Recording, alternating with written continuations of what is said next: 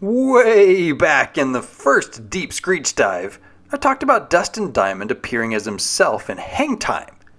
During that appearance, he says this. Remember what happened when Zack and Kelly broke up on Saved by the Bell? Refresh my memory. I made Zack so jealous he came crawling back to Kelly. What? That's not what happened, at all. Zack didn't go crawling back to Kelly. He tried making her jealous before accepting Kelly's decision to split. Do we just gonna make up stuff about Zack and Kelly's relationship? Because I know I have. It may have just been me, but I always used Zack and Kelly as the ultimate in early 90s relationships. They were the greatest couple of all time, right? Zack and Kelly Forever! But the 10th grade season tells a different story, and the introduction of Jeff woke me right up. Saved by the Bell was always on, and I'd watch it whenever I could. I never knew the order of things, so continuity didn't mean much. I figured an episode where Zack and Kelly weren't a thing was one of those rare episodes, and they'd likely be back together in the next one. But now we live in an age of collected seasons and bingeable streaming, and rewatching paints a very different picture. So here's a video essay on how the one Zack and Kelly season does not hold up as the backbone of the Zack and Kelly Forever battle cry. We all know that the 9th grade year was Zack basically trying to wear Kelly down, and the first episode of the 10th grade season, The Prom, he succeeds in finally coming out ahead of Slater. He is thoughtful and cheesy and romantic, and things begin to look promising for our blonde Tom Cruise. In fact, we don't even bat an eye in the next episode, Zack's War, when Mr. Belding taunts Zack with this line. I've been waiting for this day, Morris. This one's for you and your sweet little girlfriend, Kelly. This is really all we get in this episode. The two sit together at the max, but there's no physical contact like an arm around the shoulder or anything. They don't sit together at the first cadet corps meeting. Zack does pick Kelly for his team, but she's not named first, and it's played as if she's picked because she's not a nerd. So Belding's quip is it for this seemingly young romance in this episode. Save the Max has even less going for it. Zack and Kelly sit together at the max, but again, no touching! No touching! No touching! No touching! No touching! No touching! They don't ever stand together, and he's not even the one in the station when Kelly made you feel all funny for the first time as a preteen. Zack isn't even there to offer his shoulder as Kelly falls asleep standing. There is nothing here. We get some solid Zack and Kelly stuff in Driver's Education, but it also gets weird. A ring? Zack, we're just dating. I'm not ready to go steady. Not ready to go steady? Then why didn't you protest earlier when Mr. Belding called you Zack's girlfriend?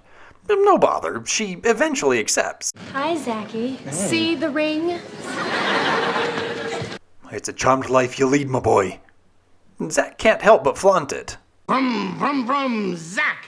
What is the correct driving position?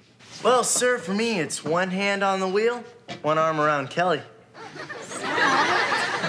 But things get dicey when Zack gets jealous of Slater turning 16 and buying a car and the attention this garners from Kelly. He spirals and concocts a plan to get Slater kicked out of driver's ed, which ultimately hurts Kelly. The gang use Kelly's head injury to fake amnesia and teach Zack a lesson, which he learns and then gets to reclaim his lady's affections. Did you like that? Did you like all that Zack and Kelly lore? Do you want some more? Well, too bad, because House Party has nothing to give you. Hi, guys. Let's all go to the movies tonight. Sorry, girls. It's guys' night in. But Kelly looks like this, and you're ditching her for this? That's just stupid. Again, Zack and Kelly sit together at the poker game and at the max, but there is no touching! When Zack loses Screech's dog in a poker game, Kelly does nothing to defend her man. They don't even get to dance together. Kelly's just bored and sad. Blind dates is a weird one. Zack and Kelly seem all cozy, and when Mr. Belding is looking for a date for his niece, he doesn't even bother to ask Zack. You'd think that it's because everyone knows Zack and Kelly are a thing. If that's the case, why didn't either of them bring up Kelly during the blackmail? But Mr. Belding, sir, I already have a girlfriend. I can't take out your niece. I don't think Kelly will mind if I pimp out my niece to you. This is one of my favorite Kelly outfits ever. And outside of this brief discussion, Zack and Kelly don't really interact in the episode until the very end, when Kelly is impressed that he'd pawn Penny Belding off on Screech just to make Kelly happy. Suck it, Slater! Things are similarly tame in Rent-A-Pop, where we continue to see no touching! The episode primarily deals with Zack's daddy problems, so there's zero time to devote to fleshing out Zack and Kelly's relationship. In fact, in the nearly 5 minutes of the ski carnival, Kelly isn't even on screen. What, they got the hearts from the Zack tapes but no Kelly? For shame! There is Zack's daydream, however, when he's surprised to learn that Kelly left him. Bye, Preppy. Come along, dear, come along. Dear, you and Slater? Well, you haven't been around for 75 years, Zack. After 60, I got frisky. So, yeah, I guess there's that. As for Miss Bayside, we could comment on the no touching, but a later scene actually shows a hint that Zack and Kelly are more than friends. And until the pageant is over, no more dates. Oh, that's all we're getting this episode, eh?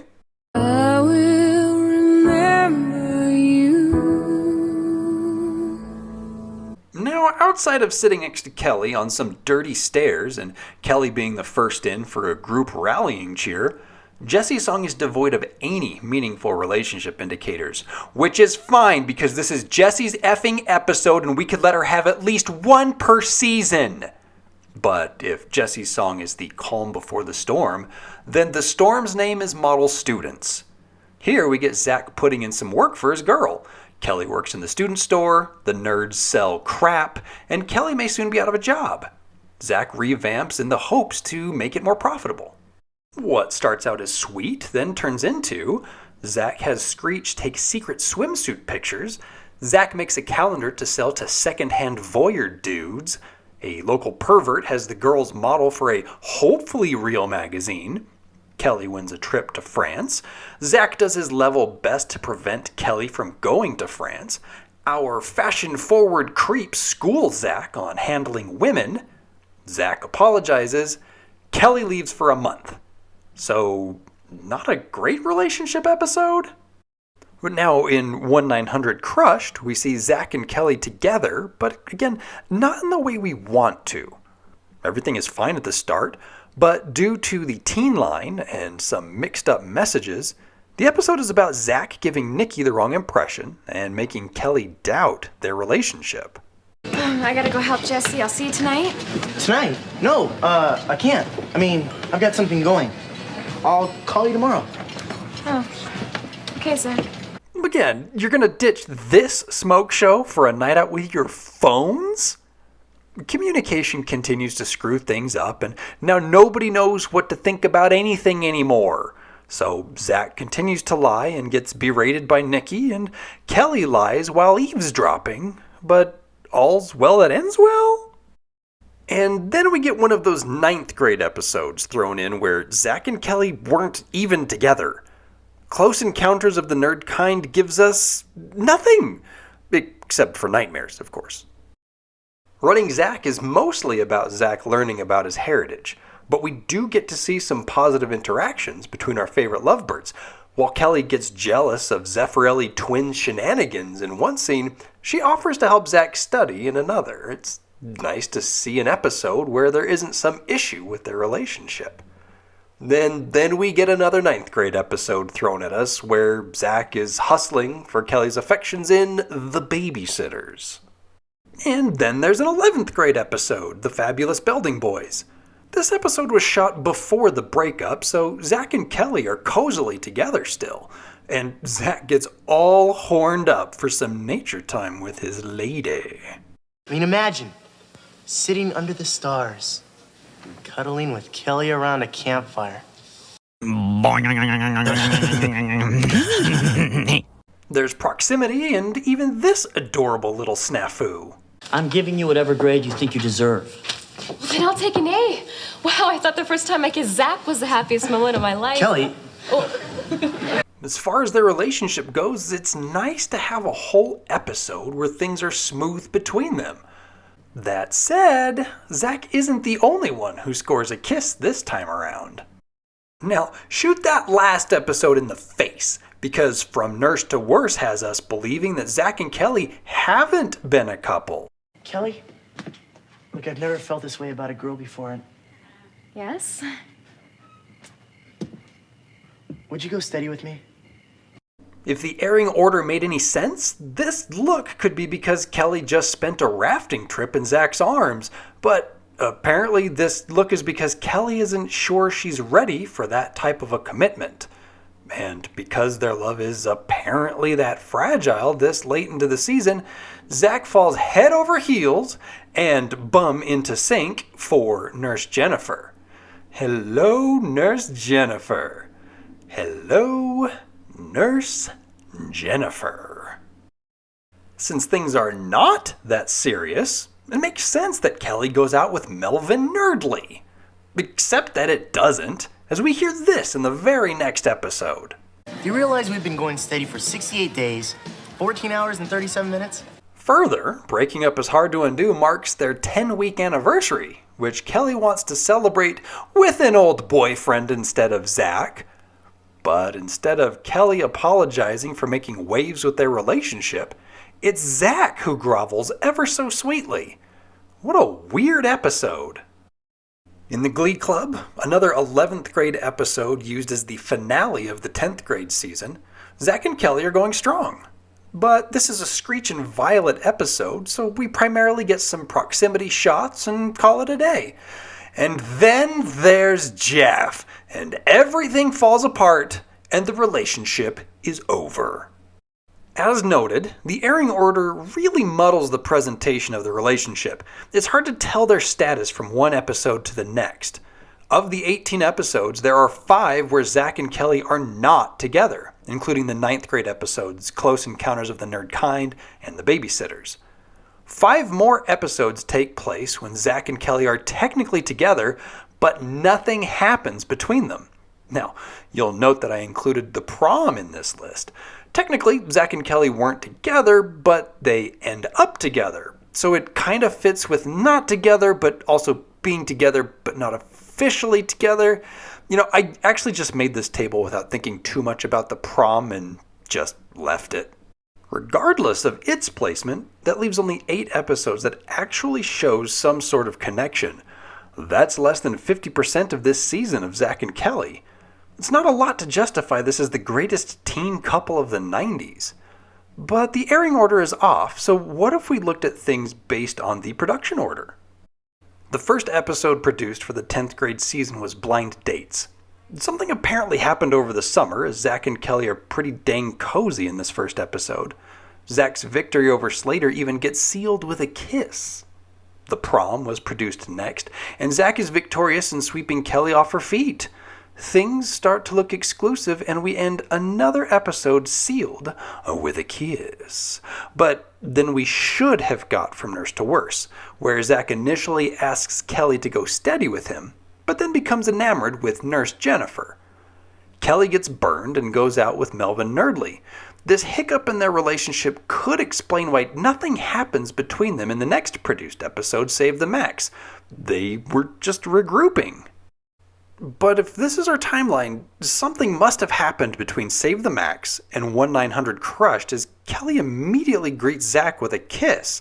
And after all the miscommunications and shenanigans, Zack tells a disguised Kelly that he has a girlfriend. When did that happen? Because what should have been the very next episode, we get this. A ring? Zack, we're just dating. I'm not ready to go steady. Okay, so we'd have some continuity errors even if we viewed the episodes by production order. In Driver's Education, Zack inadvertently hurts Kelly, but she still wants his ring. Next would have been Rent-A-Pop, but the only thing hinting at a relationship was Kelly ditching Zack for Slater in that fun little daydream. And then Miss Bayside finds Zack dateless when he's tricked into backing Screech, and helping him win the beauty pageant. By the time we would reach Zack's war, it makes much more sense why Mr. Belding would call Kelly Zack's girlfriend. And then we'd hit model students. This is the first time in a long time that we see some substantive relationship stuff. It's not pretty, as Zack is complete garbage in this episode, but it does focus on the two of them. But then Kelly goes to France for a month, and we get nearly a month's worth of episodes where nothing happens. As discussed before, in Running Zack, nothing really goes on between Zack and Kelly. The same goes for House Party, where, again, he'd rather do this than this. And then, if you can believe it, Jesse's song would be the last episode produced for the 10th grade year. And nothing happens between them. So we finally get Zack and Kelly together for a season, but it would have fizzled by the end. Our quick-thinking showrunners decided to use some already produced 11th grade episodes to help round out the 10th grade season. First produced and first aired of these was The Fabulous Belding Boys, where Zack and Kelly are definitely together. And you may recall that next in the airing order was Breaking Up Is Hard to Undo, followed by The Glee Club. These were actually produced the other way around. The Glee Club would have aired next, where Zack and Kelly are just understood to be together. Then, Breaking Up Is Hard to Undo saw the first real relationship focus in the later part of the season. Zack and Kelly break up for a moment, but then get back together. This is where it gets weird. 2 more episodes were produced after this one, The Video Yearbook and Snow White and the Seven Dorks. The thing is, these 2 episodes were saved to air in the 12th grade season. That's right, we may get more Zack and Kelly in a future season that could feel totally out of place, kind of like The Babysitters and Close Encounters of the Nerd Kind for the 10th grade season. So we immediately go from the drama of Breaking Up Is Hard to Undo to The Last Dance.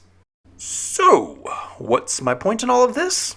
Well, it feels sacrilegious in the cult of Saved by the Bell, but it's pretty clear that Zack and Kelly's relationship wasn't necessarily the stuff of legends.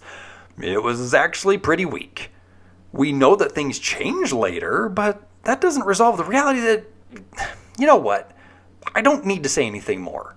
I've crushed this notion in my head already, and we need to end on a high note. So, here's a video of Mario Lopez getting punched in the face. Whoa, you guys, come on, here's one. What do you got? Hold on, go! Yeah, it was probably fake, but don't we all feel just a little bit better?